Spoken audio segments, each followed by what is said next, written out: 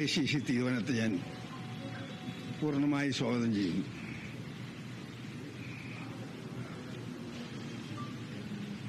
ഈ തീരുമാനത്തെ കേരളത്തിലെ കോൺഗ്രസ് പ്രവർത്തകരും കോൺഗ്രസ് അനുഭാവികളും ജനാധിപത്യ വിശ്വാസികളും പൂർണ്ണമായി സ്വാഗതം ചെയ്യും എന്ന് ഞാൻ വിശ്വസിക്കുന്നു.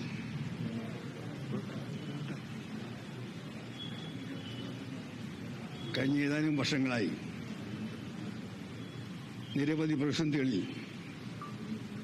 കോൺഗ്രസിന് ധീരമായ നേതൃത്വം നൽകിയ കെ സുധാകരനെ വർക്കിംഗ് കമ്മിറ്റിയിലെ ക്ഷണിതാവായി നിയമിച്ചതും ഞാൻ സ്വാഗതം ചെയ്യുകയാണ്. സുധാകരന്റെ നേതൃത്വം കേരളത്തിലെ കോൺഗ്രസിന് പല പ്രതിസന്ധി ഘട്ടങ്ങളിലും വളരെ വിജയകരമായി അതിനെ അതിജീവിക്കുവാൻ സഹായിച്ചിട്ടുണ്ട്. പാർട്ടി അദ്ദേഹത്തിന്റെ കാലഘട്ടത്തിൽ നടന്ന തെരഞ്ഞെടുപ്പുകളിൽ അലംബിച്ച വിജയം നേടാനും അദ്ദേഹത്തിന് കഴിഞ്ഞിട്ടുണ്ട്.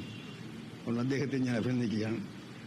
ഒരു KPC പ്രസിഡന്റിനെയും മറ്റ് ഭാരവാഹികളെയും ഞാൻ അഭിനന്ദിക്കുന്നു. കേരളത്തിലെ കോൺഗ്രസിന് വേണ്ടത് എല്ലാ കാര്യങ്ങളും പരസ്പരം ചർച്ച ചെയ്ത് പാർട്ടിയുടെ നന്മയ്ക്കും UDF നന്മയ്ക്കും കേരളത്തിന് നന്മയ്ക്കും ആവശ്യമായ കൂട്ടായ തീരുമാനമെടുക്കുന്ന ഒരു കൂട്ടായ നേതൃത്വമാണ്. അത് ഈ കാലഘട്ടത്തിൽ ഉണ്ടായാൽ അടുത്ത ലോക്കൽ ബോഡി ഇലക്ഷനും 26 അസംബ്ലി ഇലക്ഷനിൽ ഒരു കോൺഗ്രസ് മുഖ്യമന്ത്രി നയിക്കുന്ന ഒരു UDF ഗവൺമെന്റും ഉണ്ടാക്കാൻ കഴിയുമെന്ന് ഞാൻ പ്രത്യാശിക്കുന്നു. ഞാൻ AICC തീരുമാനത്തെ പൂർണ്ണമായി വീണ്ടും സ്വാഗതം ചെയ്യും. ഇപ്പോഴത്തെ ടീമിന് അതിനുള്ള ശക്തി ഉണ്ടാകുമെന്ന് തോന്നുന്നുണ്ടോ? അങ്ങേ പറഞ്ഞ ഇപ്പോഴത്തെ ഈ കോൺഗ്രസ് മുഖ്യമന്ത്രി വീണ്ടും വരാനുള്ള ശക്തി ഇപ്പോഴത്തെ നേതൃത്വത്തിനുണ്ടാകും. കേരളത്തിലെ ജനങ്ങൾ ഇന്നത്തെ കാരണം ഭരണത്തെ വെറുപ്പിച്ചുകൊണ്ടിരിക്കാൻ വളരെ സാധ്യമല്ല. അതുകൊണ്ട് മനസ്സിലുള്ള വിദ്വേഷം പുറത്ത് കാണിക്കാതെ കേരളത്തിലെ വലിയ വിഭാഗം ജനങ്ങൾ ഇന്ന് ഗവൺമെന്റിന്റെ പ്രവർത്തനങ്ങൾ സഹകരിക്കുന്നുണ്ട്. പക്ഷെ അവരെല്ലാം ഒരു അവസരം കാത്തിരിക്കുകയാണ്.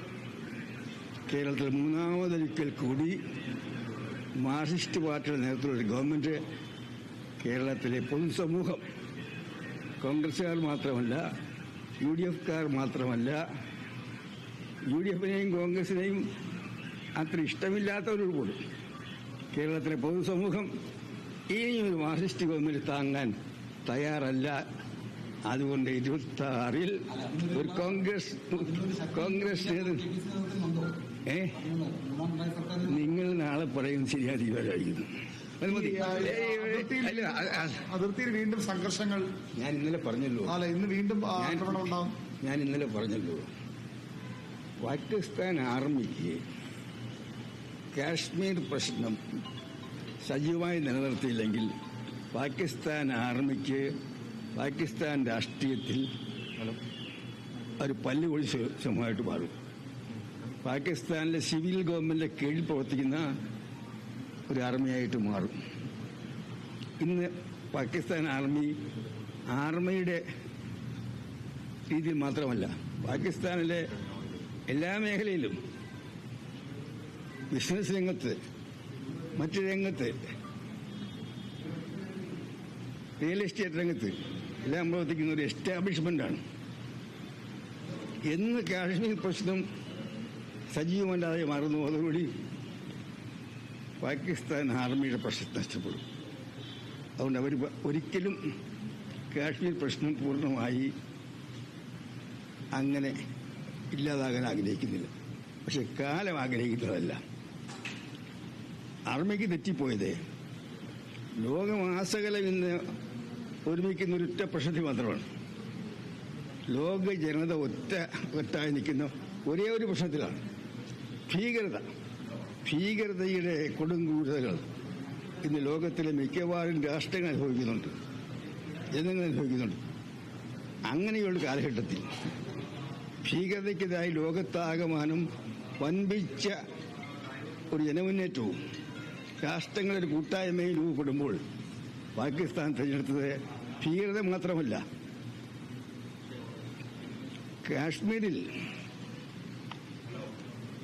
വിനോദസഞ്ചാരത്തിലെത്തിയ നിരപരാധികളായ ടൂറിസ്റ്റുകളെ ആക്രമിച്ചു. വർഷങ്ങളായി ഉള്ള ഒരുപാട് പ്രയാസങ്ങൾക്ക് ശേഷം കാശ്മീരിലെ സമ്പദ്ഘടന മെച്ചപ്പെട്ട് കാശ്മീരികൾ ഏതാണ്ട് ഒരു നല്ല മെച്ചപ്പെട്ട ജീവിതത്തിലേക്ക് പോകുന്ന സാഹചര്യത്തിൽ അവരുടെ ജീവിതത്തിന്റെ സമ്പദ്ഘടനയുടെ നട്ടലായിട്ടുള്ള ടൂറിസം തകർത്ത് കാശ്മീർ ജനതയെ പാപ്പരാക്കിയ പാകിസ്ഥാൻ പട്ടാളം തീറ്റിപ്പോറ്റുന്ന ഭീകരവാദികളോട് കാശ്മീരികൾക്കും വ്യത്യാസമാണ്. അതുകൊണ്ട് ഇത് ഇപ്പോഴെങ്കിലും നിൽക്കുന്നു. ഇന്നലെ ഞാൻ പറഞ്ഞല്ലോ, പാകിസ്ഥാൻ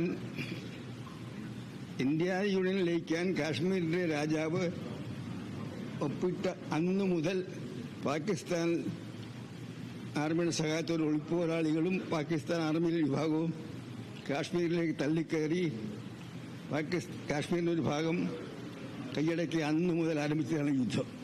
അതുകൊണ്ട് ഈ യുദ്ധം ഇവിടെ കൊണ്ട് അവസാനിക്കാൻ പോകുന്നില്ല.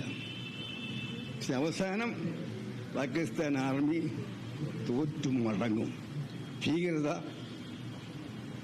കാശ്മീരിന്റെ മണ്ണിൽ നിന്നും എന്നേക്കുമായി തുടച്ചു നീക്കുവാൻ സൈന്യം മാത്രമല്ല, കാശ്മീരിലെ ജനങ്ങളും ഒറ്റക്കെട്ടായി എഴുന്നേൽക്കുന്ന ഒരു കാലം വന്നുകൊണ്ടിരിക്കുകയാണ്.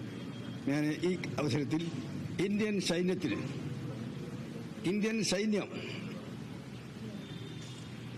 സൈന്യത്തിന്റെ പ്രവർത്തനത്തിൽ ഞാൻ അഭിമാനം കൊള്ളുകയാണ്. രാജ്യം ഏൽപ്പിക്കുന്ന ഏത് ദൗത്യവും അവർ വിജയകരമായി നിറവേറ്റും. അതുകൊണ്ട് ഓരോ ദിവസവും ഞാൻ അഭിപ്രായം പറയുന്നില്ല. അവരെ ഏൽപ്പിക്കുന്ന ദൗത്യം അവസാനം ജീവൻ കൊടുത്തു, ത്യാഗം സഹിച്ചു, 24/7 ഉറങ്ങാതെ അവർ ദൗത്യം വിജയിപ്പിക്കും. അന്തിമമായി വിജയം ഇന്ത്യക്കാണ്, കാശ്മീർ ജനതയ്ക്കാണ്, ഇന്ത്യൻ ജനതയ്ക്കാണ്.